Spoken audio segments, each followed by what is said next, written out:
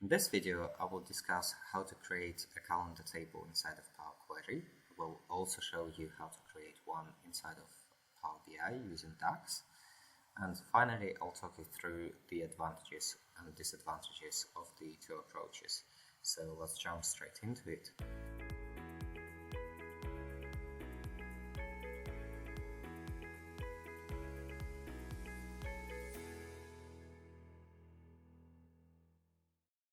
Okay, so first of all, we will look at how to create a calendar table inside of Power Query.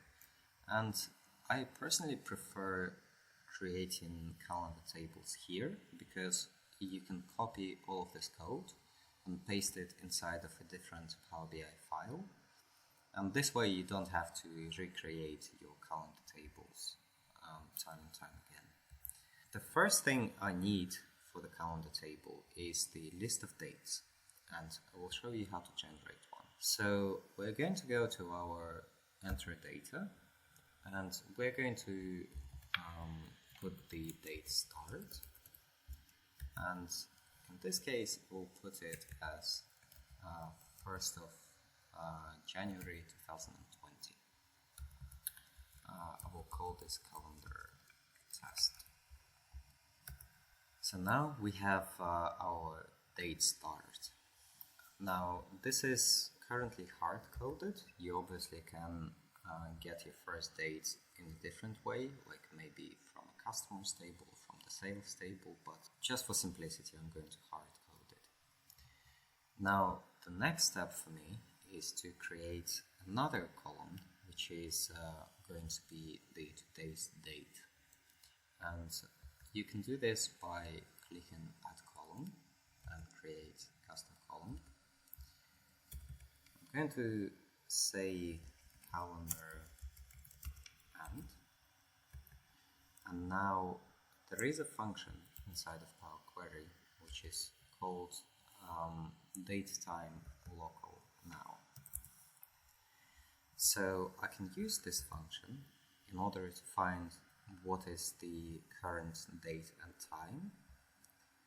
Now if I change the data type to date, I want to get the date. This function is going to be recalculated every time that we refresh our Power BI file. So the calendar will always stay up to date because of this.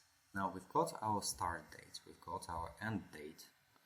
All we need is just to find what are the dates in between. And there is actually quite a clever way of doing it.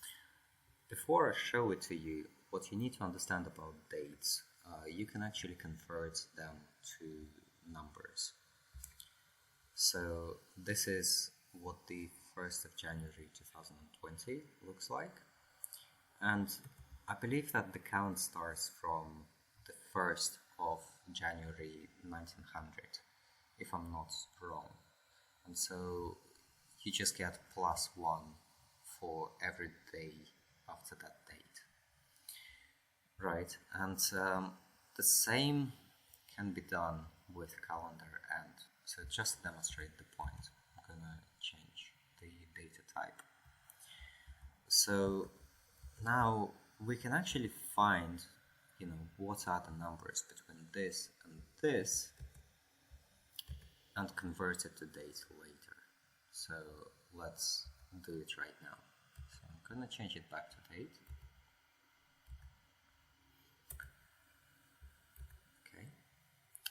And I'm going to create a custom column. And so here I'm going to take my date start. I'm going to transform this to number using number from function like this. And I'm going to take the calendar end, and I will also use the same function on calendar end. Now, if you want to find all the numbers between these two, what you need to do is you need to add the curly brackets in the beginning and the curly brackets at the end, and finally to add these 2 dots. So it's just really easy. Once you click OK, you get the list. And these are all the numbers between the two that we've identified. Now if we expand those to new rows, we get this. And finally, we can change those numbers to date, and voila. I'm going to rename this to date, and I'm going to delete the other columns because I really don't need those. So now we've got our date list, which is going to be updating all the time. So we can use this add column menu to add additional columns from dates. So if you wanted to add a year like this, you can do that.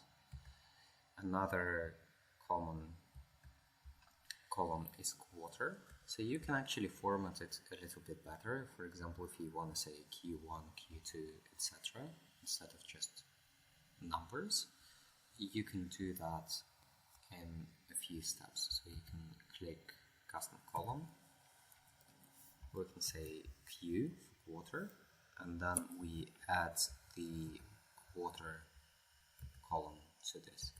So what it's going to do, it's going to concatenate the text. It's going to just add the letter Q before the quarter number. Now, the reason why you're getting these errors is because quarters is a number and Q is text. So you've got conflicting data types here. So if I just go back a step and I change quarter to text like this, now my custom column works okay. So I can now delete quarter, and this is my new quarter. There we go. You can also add month and month name like this, and potentially, I want to trim this to just 3 letters. So instead of having, January, I want to say Jan. So you can go to transform, extract, and extract the first 3 characters like this. And now you've got the month name. It's also useful to have a month number, just so that you can sort the month name. So I'm going to go to add columns, date, and month number, like this. So there are some use cases where you need to customize those columns. So for example, in the UK, financial year starts from the 6th of April and it ends with the 5th of April. Let's try to create this financial year column. So what we're going to do is we're going to create a conditional column, and this conditional column is going to be based on dates. We're going to call it financial year.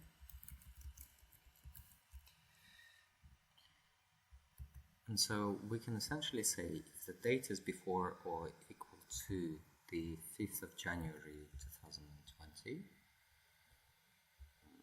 like this, then the year is going to be 2019, 2020, and then we can just add the conditions for all the following years.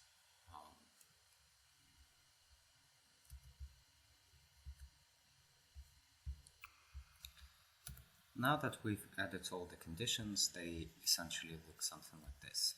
Finally, we can press OK, and this is our financial year right here. I'm gonna change the format to text.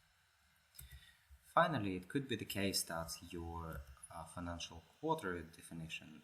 So the rule of thumb is going to be if you need some customizations to what your years look like, what your quarters look like, and etc., then you're going to introduce some conditional columns in order to bring this in. Now, when you're happy with your calendar table and you want to reuse it in your other file, you can go to the Home ribbon, you can go to Advanced Editor, and you can just copy all of this code. So you can Control-C. Now you can open the next Power BI file that you're starting to work on. So now we've opened our next file. I can go to transform data in this new file. Now you can go to new source and blank query. Then you can open advanced data thread. You can delete the code that they already have and paste your code from the other file. This is going to give you your whole calendar table in just a single click. So it's very convenient. Okay, let's now take a look at creating a calendar table using DAX. So the first thing we're going to do is we're going to go to Table Tools and click New Table.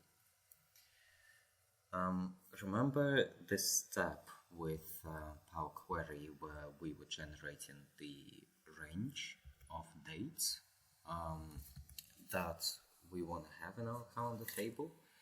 You can do that a bit easier with DAX.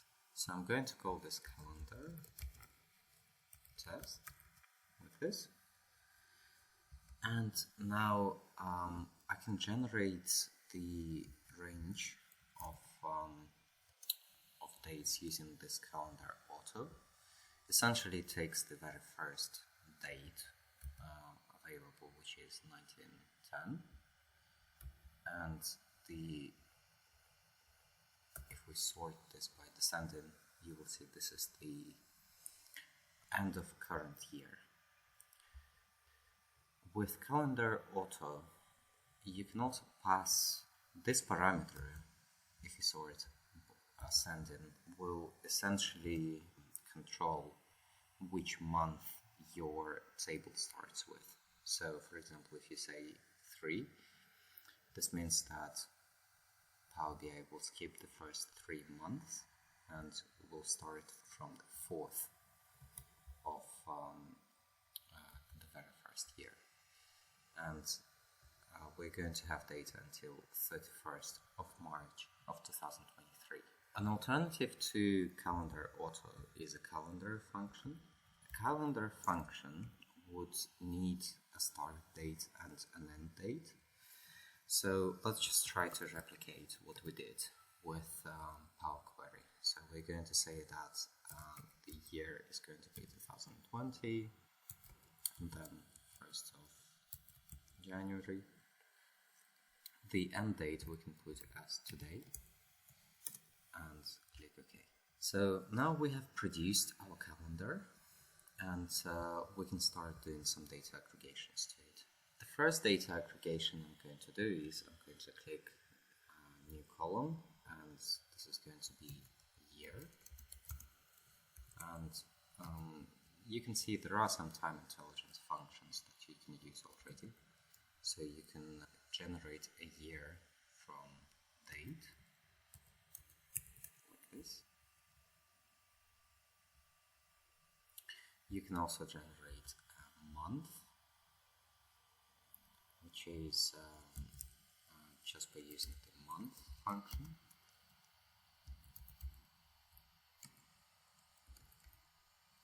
And you need to pass the list of dates there. Now, unfortunately, month name is not available through a function. So month name is a really weird one where you have to type manually what the name of each month should be. So essentially, month name is going to be something like switch. And if you don't know switch, this is like if, but with multiple conditions. So with switch, I can say, for example, if a certain month, if month is 1, then I want to call it Jan.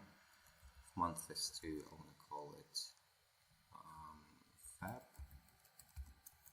and etc.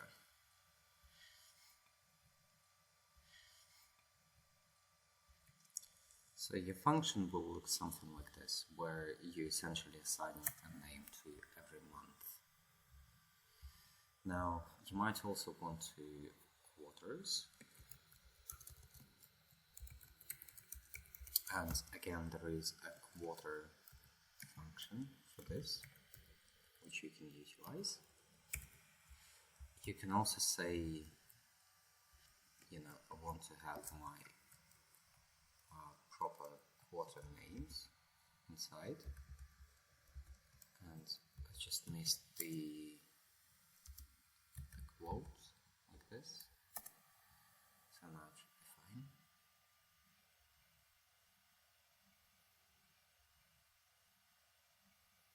You're now getting Q1, Q2, Q3, and etc.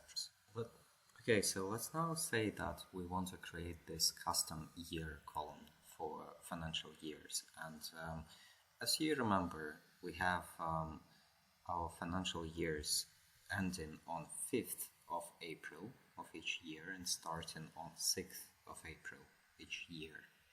So we need to code this formula for the financial year naming convention, and we need to do this in several steps. First of all, the naming convention is going to be, for example, 23 to 24, or it would be like 22 to 23. So essentially we need to find the minimum year and the maximum year in this relationship. So the maximum year is really kind of easy to find, relatively easier. So it's going to be if a certain date is smaller than the 6th of April in a particular year, then we just use the current year. What this is going to do essentially, so for all the dates kind of for 2023 until the end of this financial year, it's going to use the current year, which is 2023, right? So if you look here, for example, for the 1st of Jan, you're still getting 2023, right? But yeah, like the maximum year at this point should still be 2023. So we just need to add +1 to it. This would give us the maximum year in our naming convention. Now the minimum year is a little bit more tricky. We're kind of doing the opposite here. So we're saying for the 1st of Jan of a particular year up to the end of this financial year, right, it's going to be calendar year -1. So this would essentially give us 2022. Well, basically for the remainder of the financial year, which is inside of 2023, right? So from January till the end of financial year on 5th of April, it would give us 2022. So now we just need to combine these two tables, and we're going to create the new custom column. And now we're going to say it's going to be financial year, and we're going to say financial year minimum and a dash, and then financial year maximum. So this is going to be our naming convention for each year. So I hope this makes sense. Now, in terms of the advantages of coding your calendars in DAX. So the first advantage of coding your calendar in DAX is you just got your hands more free in terms of customizing your calendar, because you can do a lot of customizations with DAX. Frankly speaking, complex customizations for dates are very difficult to achieve inside of Power Query. However, sometimes in DAX it's just easier to code. The disadvantages, of course, is that you cannot copy like the code for the whole table and bring it to your next file. You would have to copy each column code individually and paste it within your other file. So this is obviously a disadvantage. So really you have those two approaches for creating a calendar, And you can even combine the two. For example, you can create your date range and all the simple columns inside of Power Query, and then just supplement your calendar table with some complex DAX when you need to inside of Power BI. Obviously, this approach would not allow you to reproduce the whole calendar table at a click, but it would still bring some efficiencies, so might worth for you considering this. I hope I've given you enough to start creating those tables yourself.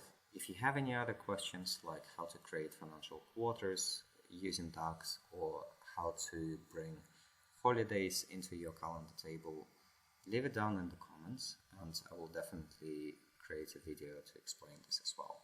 This is everything for this video, and stay subscribed in order to not miss another.